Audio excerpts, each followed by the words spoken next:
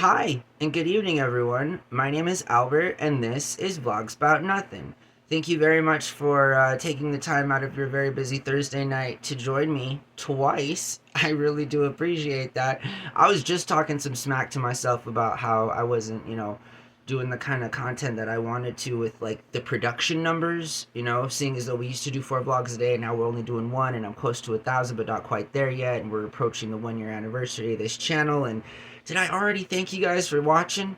Because if I haven't, thanks again. I know that I have. There's points in my, speeches where I purposely, make myself look like a complete fool. I hope that you guys get that. Furthermore, I also hope that everyone on YouTube understands that basically all YouTube is just one big English class.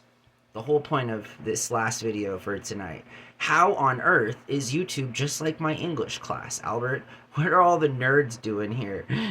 Where's all the real content? I mean, after all, this isn't Netflix, right? I mean, the majority of all the creators here aren't making large amounts of money, and those of us that do make some money actually utilize it to make the channel better and stuff. So you see how I'm saying that, basically YouTube is just a giant English class. And I feel like as viewers, because I'm not just a creator, I'm a viewer. I'm a staunch viewer and proponent and advocate for this platform. I have been such for going on 4 years, like legit. This website has literally been a cornerstone of my life, is both from spectating to now immersing myself with my dream of wanting to put content on a free platform that distributes my videos for free and can be watched for free all over the world. I mean, again, I'm literally living in the golden age of, what we now know to be called streaming. Not that streaming in and of itself hasn't been around for just as equally as long as this particular platform. I mean, shout out to all the moms out there putting their blogs up on comment posts in the late 90s to lead us into this sort of new transitional phase where random people like myself, with the help of no props, scripts, people in the background, editors, nothing, can bring you proudly this sort of shameless content that I do every single night here. And so I say these things and I preface with the whole almost 3 minutes of some, prologue or prelude to how I really feel like for the last 20 years I've been stuck in this English class.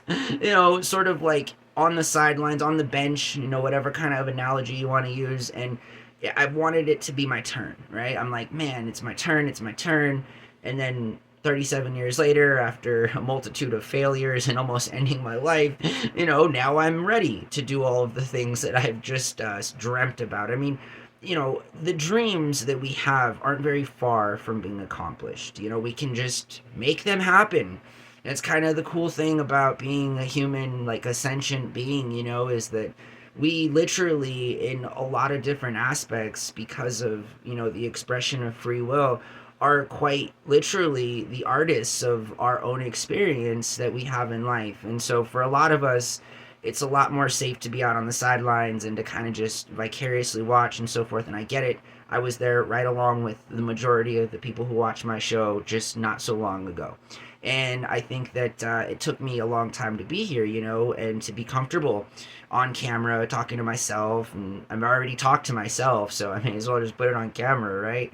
But the thing is that, like, what I don't like, right, because, when you're sitting in an English class for 20 years, you're inevitably going to well, first of all, I've been sitting in this English class that long because obviously there's things about the class that very much attracts me and keeps me in my seat, right? Whether it's original creation or free movies or just another random person talking about their life, it doesn't really matter. I'm for content creation.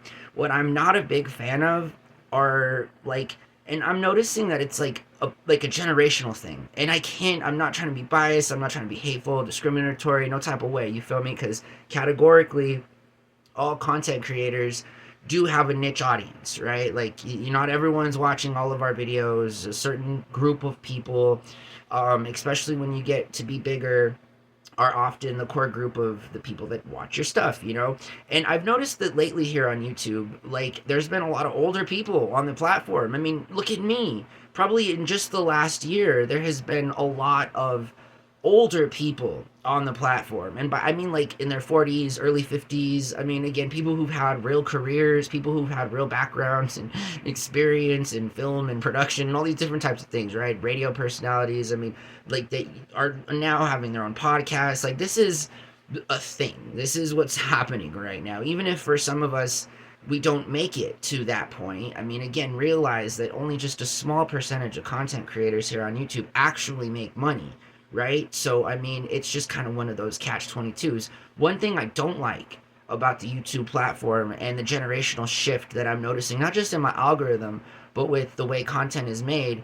And I'm not one to hate on other content creators, you feel me? Like, do what you do. But one thing I can't stand as a viewer of made videos, are like the montage clips. Going back to that English class reference, you know, I don't even think this is a generational thing. Like, unless, you know, you went to school before there weren't computers available, you know, which would then make you an Xer more than likely, or like a boomer, right? I mean, obviously, because, you know, millennials, we kind of grew up with computers, you know, we know no other world, even though Alpha and Z may want to think otherwise. Like, the world hasn't changed in the last 30 years, I'm sorry to tell you. It's just been a lot more readily available for a lot more people to be a part of, right? So the internet has been the same so far as I'm concerned the last 25 years. It's just there has been a plethora of new people on the internet. That doesn't necessarily make the internet like a new thing or mean that it's changed in any kind of a way, and it's clear and evident on some of these YouTube videos that I'm watching. The montage clips. You know, I can't stand montage. I would rather talk to myself for 12 minutes every single night, shamelessly, with zero aesthetics in my background and just kind of talking off the top of my head, than I would ever become any type of a video editor where I insert montages into what I would either just say or like do something else with. Because I mean, it's just anybody can make those videos, right? I used to think to myself in English class, you know, this was kind of the thing, is like when people would do PowerPoints, you know, the kids who did the best PowerPoints had computers at home, right? So you knew, like, you just, as a public school kid, you knew, right? Like, whoever was given a presentation and put up their little thing from their zip drive onto the little, you know, projection or whatever was all, you knew. You were like, oh, okay, yeah, I saw him in the computer lab. We jammed this out together here at school, you know, and that's why there's only the certain amount of lower numbered required, like, points in it for the PowerPoint or whatever. Like, it just looks super cheesy compared to like a fancy PowerPoint where people knew how to do different things and transition their slides faster and make them come from different sides of the screen and stuff. You know, I mean, like, it was essentially, you know, like anything else is in life. The more money you had, the easier it was, right? And I just feel like the older content creators that may have access to a little bit more money so far as it concerns their production and things like that, I just feel like it's a waste when I'm watching somebody talk and it pans to some random meme or GIF to, you know, make their point or something. I just think that's weird. I think it's a little cringe, and I think it's something that people only do when they first discover the internet. So that what I'm saying is that's what I'm saying is that, like, you know, some of us have discovered the internet 25 years ago and are well over seeing, you know, essentially a PowerPoint presentation. And I guess boomers and Xers, you know, they didn't have PowerPoints at school, so they got to make up for that now. And their compensation is to make essentially what are PowerPoint presentations here on YouTube. Now, again, in and of itself, I think it's pretty cool that there's, you know, some wise thinkers out there that are a little bit older, have a nicer little credit limit, and are able to essentially, you know, again, like, that's not, to me, that's just some kid with a better computer at home having his mom help him come up with something that you think is unique. because you've just stumbled upon it. Like, that's why you think it's not a bad thing. Again, it's new to you. That experience, Facebook, again, all of these old people, right? The ones that still make Facebook run. I mean, it means something to them. They engage with it. They engage with the product. They're not doomsday scrolling all day just trying to figure out, what pointless video to watch next, or which Xer or boomer they're gonna watch next release a podcast, all while finally discovering gifs and memes. And it doesn't, again, just the rudimentary level, I think, of just putting, again, it can be balanced, and there's an aesthetic. I follow a bunch of creators who do it just fine. They incorporate some different news clips, different things like that, and right, they bring it together, and you see the commentator, you see the narration. I think that's a lot more enjoyable than just seeing a creator talk for 30 seconds and then watching 2 minutes of other people's content, so that you can then just not even arrive to whatever that extra was trying to say to begin with. I mean, come on, even I'm not that confusing. So listen, I'm just saying that, like, it's not only hella confusing, but it's super frustrating, because again, because I was the kid in English class using the public school computer lab, we had to be a little bit more like creative with the slides. They had to be a little more meaningful. Like, it had to be of substance. Otherwise, it was just something that somebody else did that you want to get credit for because you found an ingenious way of assembling these images in a compilation. Again, like, those images, those don't belong to you. Like, it's one thing to reference things, right? I do this all day. Again, I've made almost 1,000 videos with nothing more than my throat, my voice, this face, my phone. Like, it doesn't require a big budget, and again, I look forward to a day where I have a big budget and I can make the videos better. But what exactly does that mean? Does that mean that one day I'm just gonna, like, hit the monetization button and just, trade this good old face in for, like, 2 minutes of other random people's better looking faces? I'm not gonna do that, all right? Even if it sounds like a better idea, Again, trying to wrap that whole point around to where, like, I joke often about myself subtly and ever so Freudian in a way that sometimes I even forget when I'm trolling myself.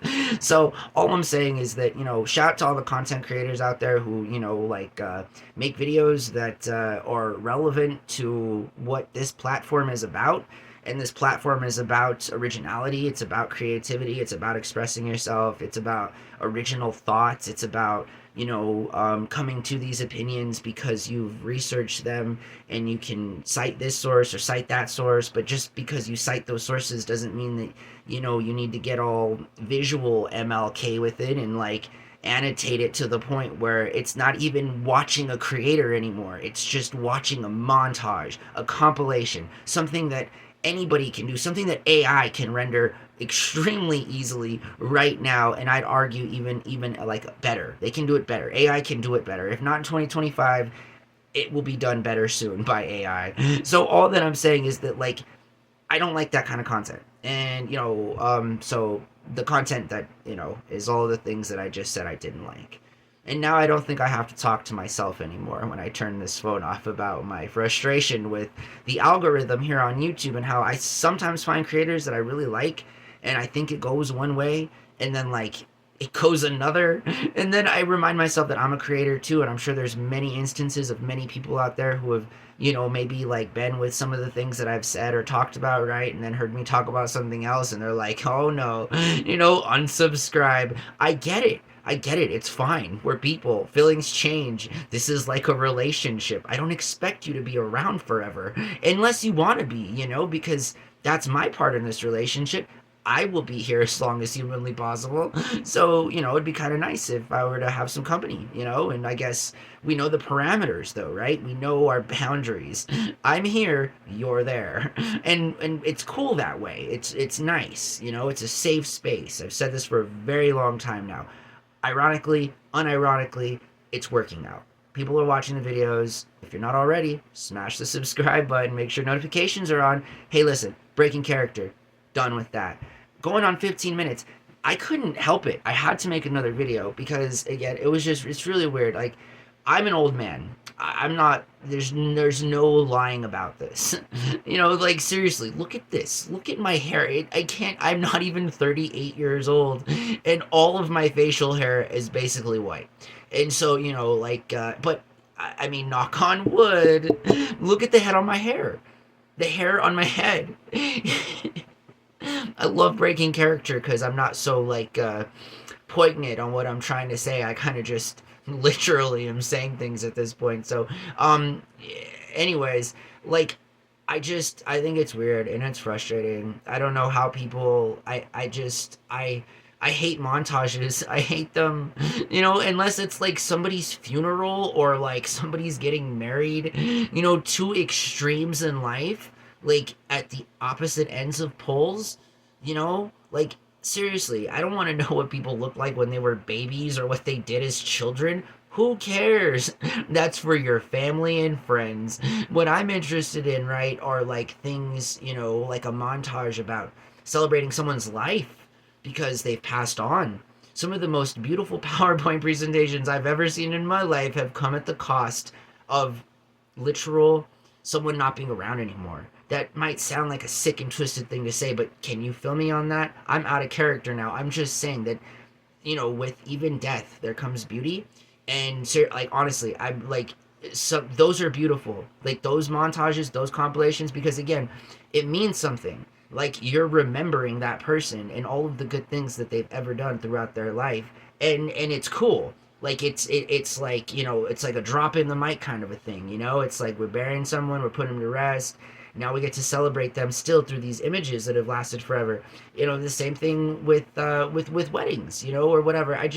There's some things, because weddings bring two strangers together. That's my whole thing with weddings. And yeah, I'm interested in knowing about homegirl's family and her friends and what she looked like when she was a kid, where she went to school, who her best friend was, when did she learn to drive, where is her mom from, what did her mom do. Like, those are, again, but that's because you're joining a family or whatever, right? So I like those kinds of compilations, right? But again, I think it's weird. I think it's super cringe, and I think it's very telling of age.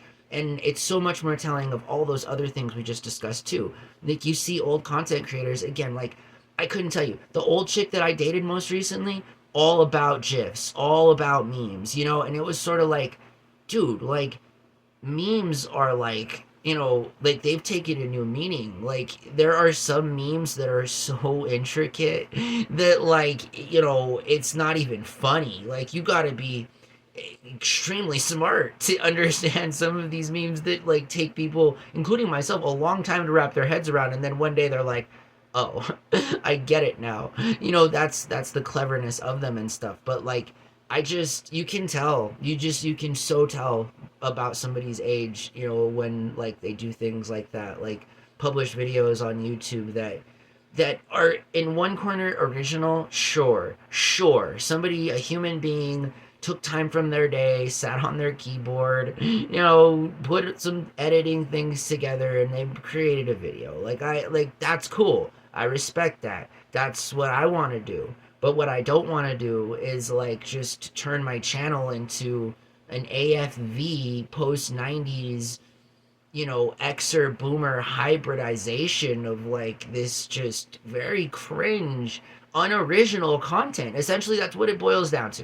You take away all the montages, you take away the montage, you take away the compilation, you take away all the clips from other people's content, and what you end up with is nothing. And again, the whole point of my life is nothing. This channel is called Vlogs About Nothing. I'm not a I'm not arguing against nothing. I would never do that. But when it actually is nothing, like, that bothers me. Because, it should never be nothing. Because even nothing is something. And when nothing is nothing, it just makes the whole point of what nothing is intended to be just completely misleading. And so with that, I conclude the 20 minutes of my random rant about whatever it is we just talked about. So, hey, my name's Albert. This was Vlogs About Nothing. I hope that you guys have a really good night, and I'll talk to you guys tomorrow, all right? Bye.